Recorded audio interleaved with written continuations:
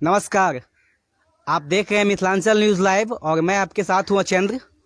अभी हमारे साथ एक खास मेहमान प्लुरल्स पार्टी के पूरे बिहार में सबसे युवा उम्मीदवार कुमार चैतन्य उर्फ गंधर्व सिंह है। आइए हम खजौली के विधानसभा के मुद्दे पे कुछ उनसे बातचीत करते हैं। चैतन्य जी, सबसे पहले स्वागत है आपका। बहुत बहुत धन्यवाद। सभी मतदाताओं को मेरा प्रणाम। खजौली विधानसभा के जितने भी मतदाता हैं उनको मेरा प्रणाम। मैं कुमार चैतन्य उर्फ गंधर्व सिंह आप लोगों के आशीर्वाद से अभी तक का पड़ाव पार कर चुका हूं और पूरे बिहार से सबसे कम उम्र का उम्मीदवार हूं। आप लोगों के लिए बहुत गर्व की बात है और आप लोगों का आशीर्वाद रहा तो अगला पड़ाव भी पार करूंगा। कुमार चैतन्य जी, सबसे पहले आप अपनी योग्यता के बारे में बताएंगे, चूँकि प्लुरल्स पार्टी जो है अपनी उम्मीदवारी जो दी है सिर्फ और सिर्फ योग्यता के ही आधार पर दिया है, ना कि किसी धन बल के आधार पर दिया है, इसीलिए योग्यता बहुत ही मायने रखता है।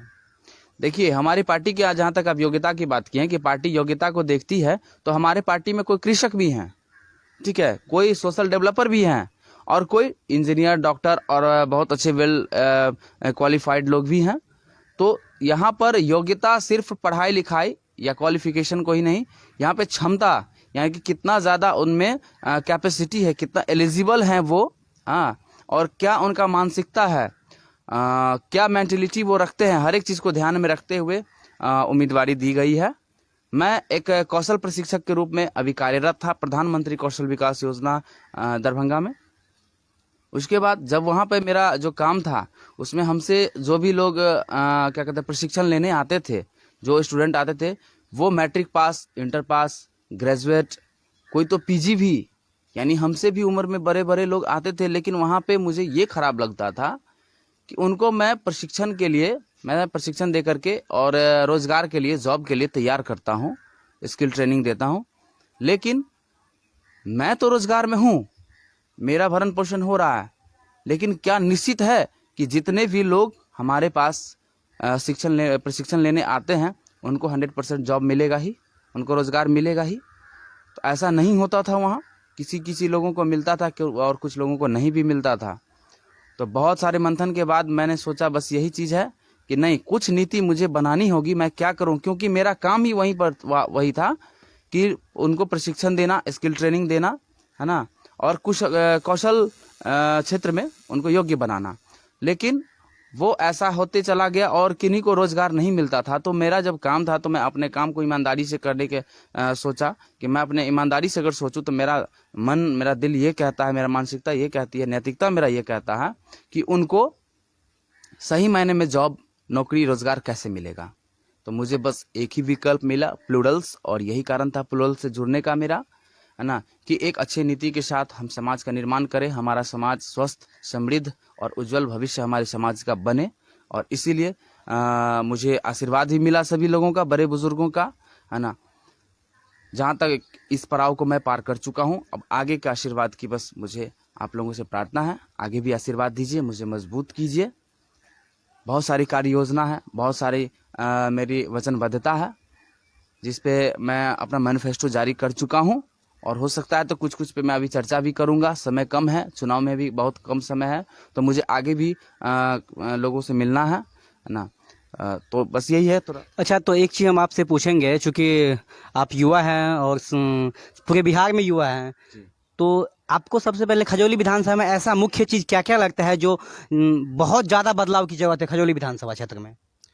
कोई ऐसा चीज़ नहीं है जिसमें बदलाव की जरूरत नहीं है जी, मैंने पहले ही बता दिया कि जरूरत है, लेकिन ऐसा क्या जरूरत है जो बहुत ज़्यादा जरूरत है, मैं ये आपसे पूछ। बहुत ज़्यादा ज़रूरत जो है, मुझे इस चीज़ का आकलन करने में, किसी चीज़ को बढ़ावा दे और किसी चीज़ को हम बाद में अगर रखें तो मैं ऐसा नहीं कर सकता हूँ। मेरे नज़र में स्वास्थ्य, शिक्षा, रोजगार और कृषि है ना, ये मुख्य चीज़ है जिसको लेकर के हमें सजग होना होगा।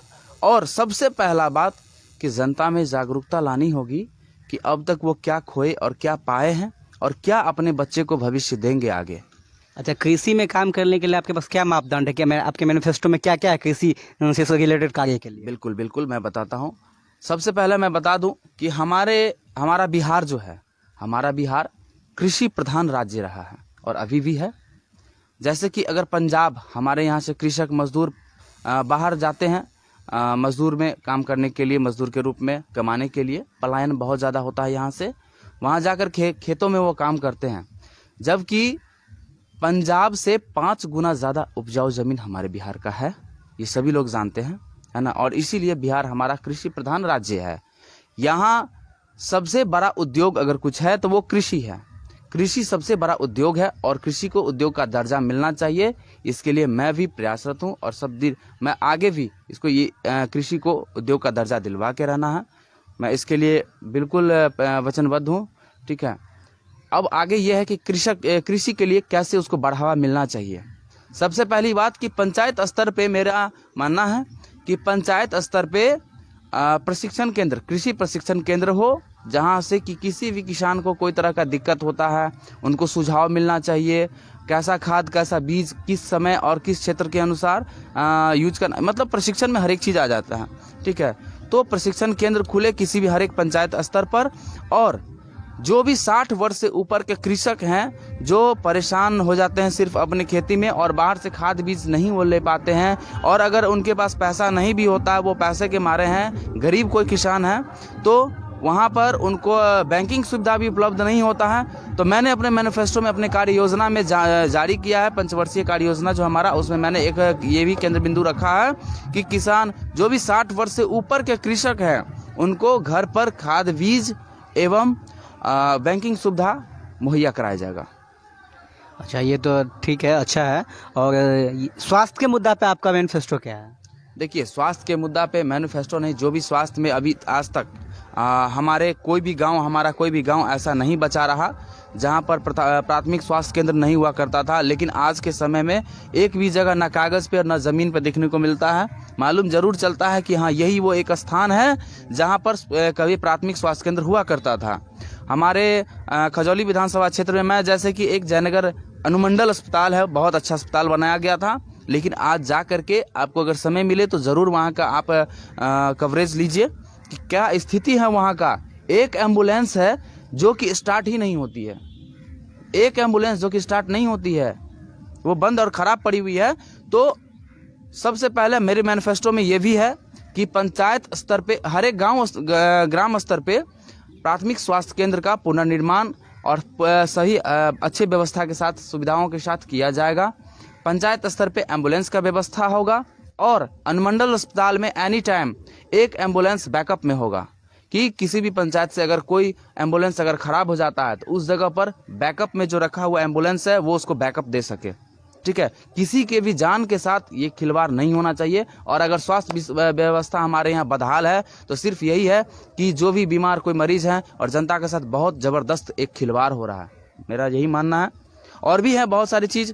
अगर स्वास्थ्य से बाहर अगर निकले शिक्षा में, तो शिक्षा व्यवस्था देख लिया आज के डेट में क्या है। हमारे ललित नारायण मिथिला यूनिवर्सिटी से एफिलिएटेड मात्र एक डीबी कॉलेज है हमारे जयनगर में, लेकिन डीबी कॉलेज को घोषित कर दिया गया है कि यह बिल्डिंग कभी भी ध्वस्त हो सकता है। जबकि डीबी कॉलेज बस एक ही काम में आती है, वो हमारी कॉलेज कि अब एग्ज़ाम फॉर्म भरना और एग्ज़ाम लेना, ठीक है, सिर्फ एग्ज़ाम के ही काम में वो आता है।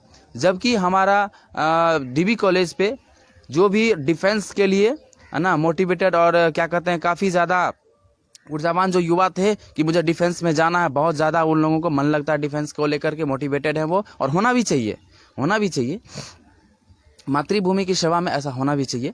तो उन लोगों के लिए वहाँ पर एनसीसी का बहुत अच्छा व्यवस्था था, जो कि बिल्कुल बद से बदतर और नहीं के बराबर है, ठीक है। वहाँ पर शूटिंग रेंज, ट्रेनिंग का पूरा व्यू, ट्रेनिंग सेंटर है ना, सारा चीज़, हर एक चीज़ था। वहाँ से बाहर से आते थे, बाहर से लोग आते थे, बड़े बड़े ऑफिसर डिफेंस के, डिफेंस मिनिस्ट्री से भेजे जाते थे कि वहाँ पर आप जा करके उनको ट्रेनिंग दीजिए, प्रशिक्षण दीजिए।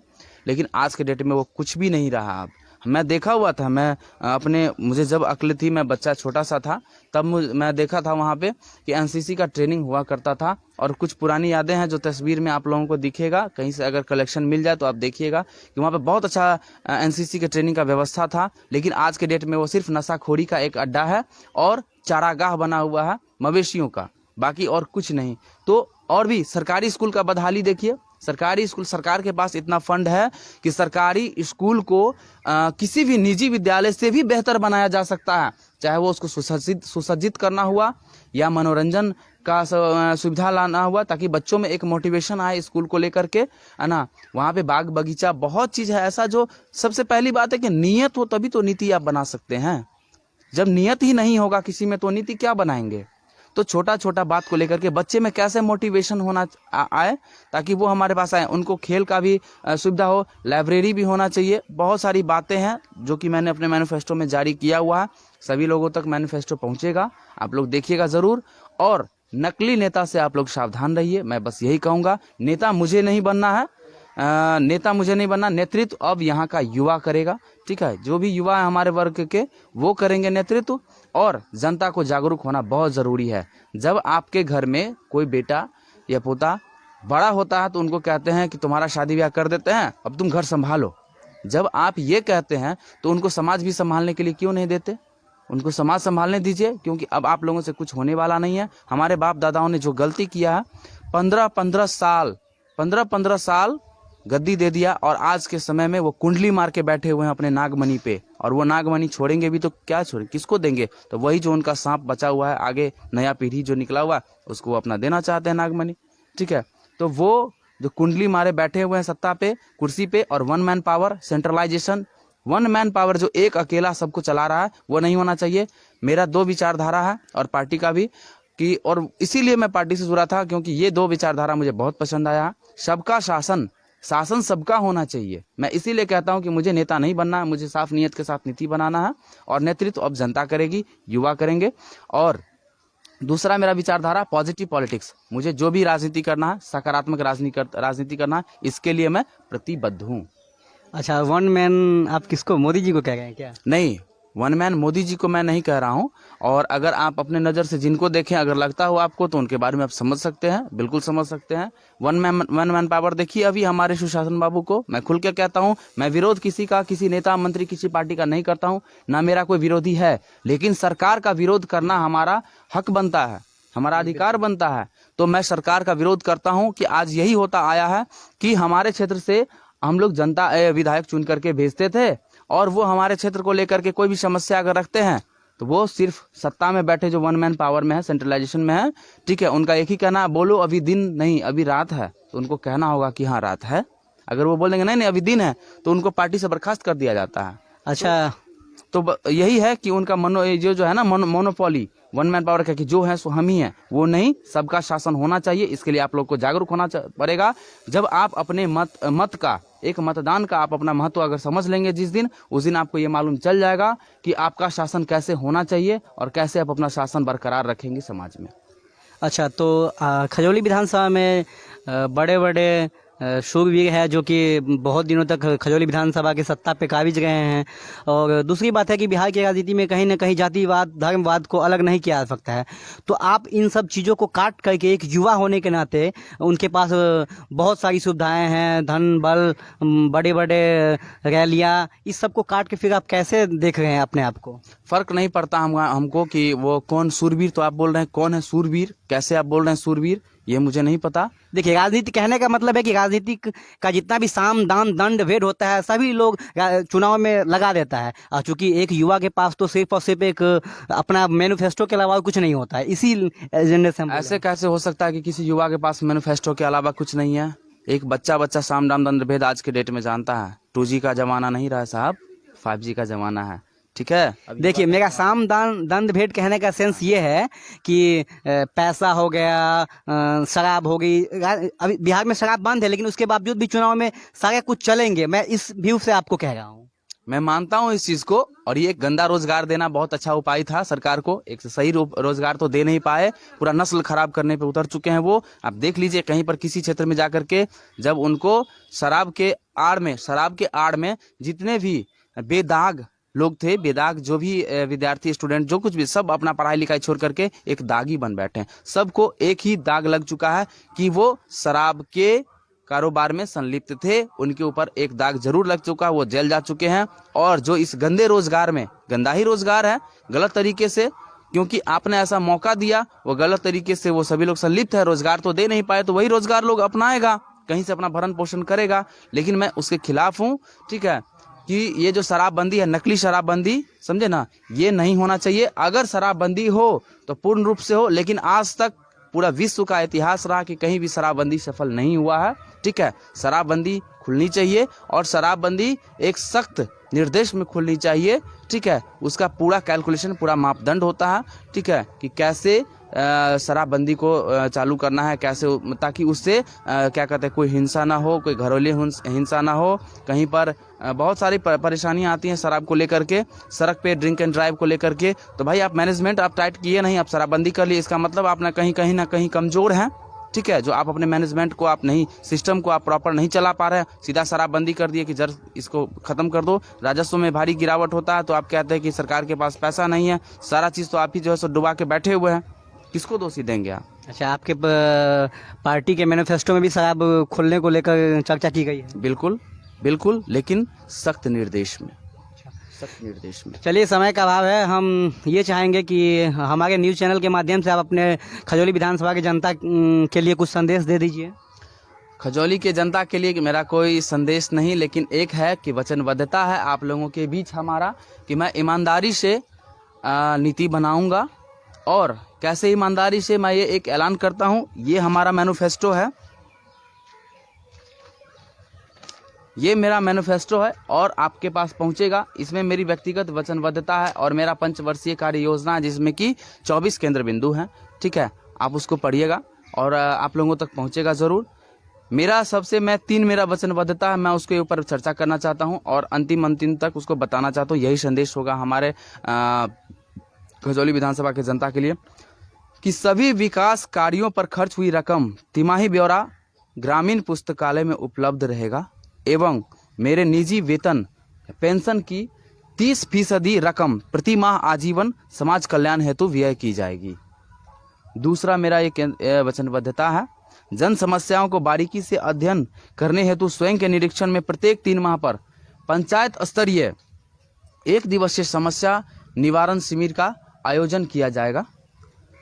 नारी सम्मान में सबसे बड़ी बात कि नारी सम्मान आज के समय में बहुत ज़रूरी है। ठीक है, युवा है, बड़ बुजुर्ग सभी लोग हमारे समाज में खुल के जी रहे हैं, लेकिन नारी अभी भी नहीं खुल के कुछ कर पा रही है। तो असहजता को ख़त्म करना है, इसके लिए नारी सम्मान में मैं वचनबद्ध हूँ। इसको लेकर के ये मेरा केंद्र बिंदु है। नारी सम्मान में ग्राम स्तरीय वीरांगना वाहिनी की स्थापना की जाएगी, जिनका मुख्य योगदान क्षेत्र में नारी सुरक्षा एवं सशक्तिकरण में अहम भूमिका निभाना होगा। ठीक है, नारी सम्मान में ये वीरांगना वाहिनी जो है, ये बहुत एक मजबूत संगठन होगा ग्राम स्तर पे, जिसमें लड़कियों को प्रशिक्षण भी दिया जाएगा, उनको मजबूत किया जाएगा नारी सम्मान, नारी सशक्तिकरण के लिए। ठीक है, और कहीं पर उनको डरना नहीं है। बस यही मैं संदेश देना चाहता हूँ कि जो भी माता बहनें हैं वो खुल करके साथ आएँ, हमारे समर्थन में आएँ और वीरांगना वाहिनी का एक सदस्य बने, इसका एक हिस्सा बने और इस संगठन को मजबूत कीजिए। आप ही लोग इस संगठन को चलाएंगे, बाकी कोई नहीं। किसी भी पुरुष का इस संगठन पे कोई पकड़ नहीं होगा, कोई कब्जा नहीं होगा। यह पूर्णतः नारी के लिए ही है और सब चीज़ वो नारी के ही हाथ में यह संगठन होगा। जी, धन्यवाद मिथिलांचल न्यूज़ लाइव को अपना बहुमूल्य समय देने के लिए। बहुत बहुत धन्यवाद आपका भी। और फिर से मैं खजौली विधानसभा के मतदाताओं को प्रणाम करता हूं। मुझे आशीर्वाद दें, मुझे मजबूत करें और मन से आशीर्वाद दें। मैं कम से कम एक मौका दे के देखिए, ज़िंदगी बहुत बड़ा है। मैं इस उम्र में तो बेईमानी और नीचता तो नहीं ही करूँगा, नैतिक पतन मैं अपना नहीं होने दूंगा। नैतिकता बचा के रखना है मुझे, अच्छे नियत के साथ नीति बनाऊंगा, यही मेरा संकल्प है। बस मन से आशीर्वाद दीजिए आप लोग, और जितने भी युवा हैं जम करके मुझे साथ दीजिए। मिथिलांचल न्यूज़ लाइव की तरफ से भी आपको बहुत बहुत ढेर सारी शुभकामनाएं। आप जीत के विधानसभा जाएं एवं जो भी आपका मैनिफेस्टो है वो अच्छा लगा और इस पे आप अमल करें। बहुत बहुत धन्यवाद। धन्यवाद।